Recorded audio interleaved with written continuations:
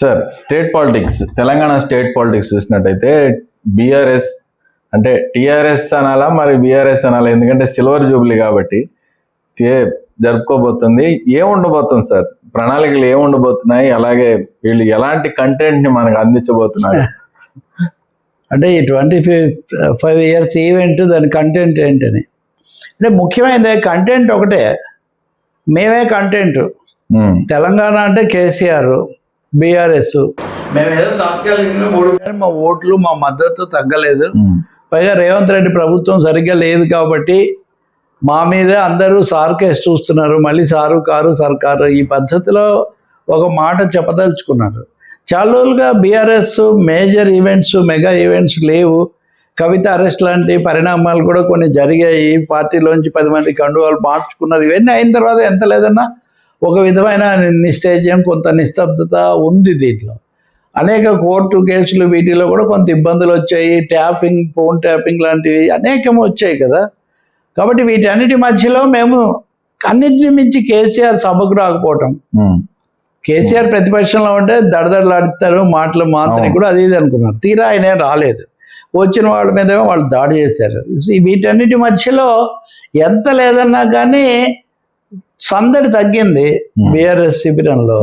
అప్పుడప్పుడు కేసీఆర్ ఏదో మాట్లాడాడు, కేటీఆర్ మాట్లాడుతున్నారు. సార్ ఒక చిన్న డౌట్, టు ఇంటరప్ట్ యూ, అంటే అప్పుడు టీఆర్ఎస్ పార్టీ ఉద్యమం చేసినప్పుడు కూడా కేసీఆర్ గారి స్ట్రాటజీ ఇలాగే ఉండేది. అంటే కొన్ని రోజులు రన్ అయ్యేది, మళ్ళీ సైలెంట్ అయిపోవాలి, మళ్ళీ సడన్ గా ఇది చేసేవాళ్ళు. ఇది ఆయన స్ట్రాటజీ అనుకోవచ్చా? అది ఆయన స్ట్రాటజీనే, కానీ ఉద్యమ కాలం నాటిది ఇప్పుడు ఉపయోగపడుతుందా ఏ మేరకు అన్నది ఒక పెద్ద ప్రశ్న. ఎందుకంటే ఆయన ఇప్పుడు ఓడిపోయినా ముఖ్యమంత్రి అంతే కదా. అప్పుడేమో ఇంకా రాష్ట్రాన్ని సాధించాలి, చేయాలి, ఎంత కమిట్ కావాలి, ఏది ఎక్కడ ఆపాలి, ఇదంతా ఉండేది. ఉదాహరణగా ఉద్యమ నేత అయినప్పుడు ఉద్యమంలో కూడా చాలా పాయలు ఉన్నప్పటికీ అవన్నీ నా దగ్గర ఉన్నాయని ఒక భావన కలిగించడానికి కూడా ఆయన దీన్ని వాడాడు. ఆ రోజుల్లో కేటీఆర్ చెప్పారు నాకు, ఏదో చర్చకి వెళ్తే ఆ చర్చ లిఫ్ట్ లో దిగి వచ్చిన తర్వాత ఇంకా వెహికల్ కోసం వెయిట్ చేస్తున్నప్పుడు ఏమంటే, ఈ ప్రోగ్రామ్ అయిపోయింది కదా, నెక్స్ట్ ఏంటి, బస్ చేసుకొని పోదామని అందరు గొడవ చేస్తున్నారు. ఆయనేమో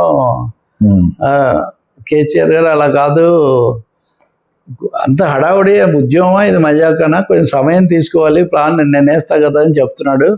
సో తొందరపాటున ఆయన ఎప్పుడు అంత అప్రిషియేట్ చేయడని అప్పట్లో సంగతి చెప్తున్నాను నేను. కాబట్టి ఆయన ఇంకోటి, మనం టూ మెనీ కమిట్మెంట్స్ పెట్టుకోకూడదు అన్నది కూడా ఒక ఉద్దేశం. సో అందుకనే ఆయన ఓటమి తర్వాత అనుకోకుండా ఆయనకు దెబ్బ తగలటం, ఆ తర్వాత గ్యాప్ వచ్చింది. ఆ ఎర్రవల్లి తన వ్యవసాయ క్షేత్రం అప్పుడప్పుడు అడ్రస్ చేయటం తప్ప పెద్దగా ఏమీ చేయట్లేదు ఆయన. కాకపోతే కేటీఆర్ అప్పుడప్పుడు దూకుడుగా మాట్లాడుతున్నారు. హరీష్ రావు ఏమో ఢీ అంటే ఢీ అన్నారు. ఇవన్నీ అయిపోయాయి.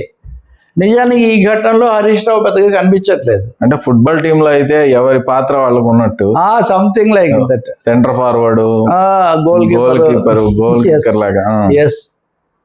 కొంతమంది స్టార్టింగ్ తీసుకుంటారు.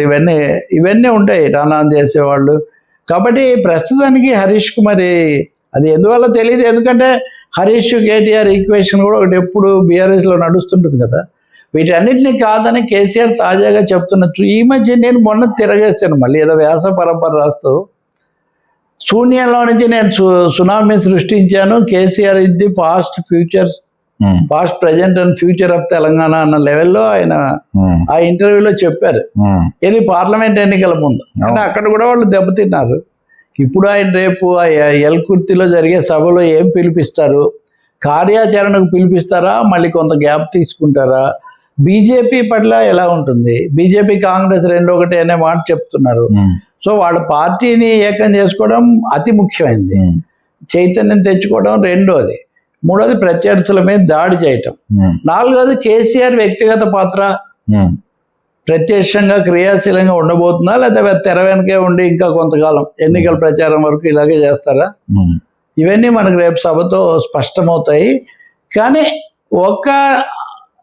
దీని నుంచి కొంచెం నిద్రావస్థలోనో లేకపోతే కొంచెం స్తబ్ద అవస్థ నుంచి క్రియాశీలతలోకి అయితే ప్రవేశిస్తుంది ఆ పార్టీ. Right sir. కేటీఆర్ గారు ఎలా రేపు ముందుకు రాబోతున్నారు? అదే ఆ సభలో కేసీఆర్ చెప్పేదాన్ని బట్టి కేటీఆర్ ఒక మాట అన్నారు. ఇప్పుడు ఇంటర్వ్యూస్ ఇస్తున్నారు ఆయన వరుసగా అందరికీ. చంద్రబాబు లేకపోతే ఇలాంటి మాటలన్నీ వచ్చినప్పుడు ఆయన నేను వచ్చే జనరేషన్ రాజకీయ నాయకుడు నేను ఒక మాట అన్నాడు. నేను ఇప్పటి నుంచి ఇంకొక 25 ఏళ్ల పాటు నేను నాయకత్వం వహించాల్సి ఉంది. అంటే రాబోయే 25 ఏళ్లకు కేటీఆర్ నాయకుడు అన్నది దాదాపు పరోక్షంగా మనకు దాంట్లో అర్థమవుతుంది. వర్కింగ్ ప్రెసిడెంట్ ఆల్రెడీ ఆయన ఆ పార్టీకి 2వ స్థానంలో ఆయన పెట్టారు. ఆయన ముఖ్యమంత్రి అయితే కూడా నేను ఒప్పుకుంటానని ఇతరులతో కూడా చెప్పించారు. కాబట్టి ఇప్పుడు ఎన్నికలు ఎప్పుడు వస్తాయనేది ఒక ప్రశ్న. నిజానికి దేశంలో కూడా ఇందాక చర్చ, అది వేరే టాపిక్. నిజానికి చాలాసార్లు ఎన్నికలు యుద్ధం కలిసి వచ్చాయి. అది ఇందిరాగాంధీ హయాంలో బంగ్లాదేశ్ యుద్ధం, వాజ్పేయి హయాంలో కార్గిల్ యుద్ధం. లిమిటెడ్ వార్స్ అండ్ ఎలక్షన్స్ అన్నది కూడా ఒక స్ట్రాటజీగా ఉంటుంది ప్రభుత్వాలకు. అలా అయితే కనుక ఎన్నికలు ఇంకొంత తొందరగా వచ్చే అవకాశం కూడా ఉంది. జమిలి ఎన్నికలని, ముందస్తు ఎన్నికలని రకరకాలు ఉన్నాయి కదా. అప్పుడు బీఆర్ఎస్ కు పని ఇంకా కూడా పెరుగుతుంది.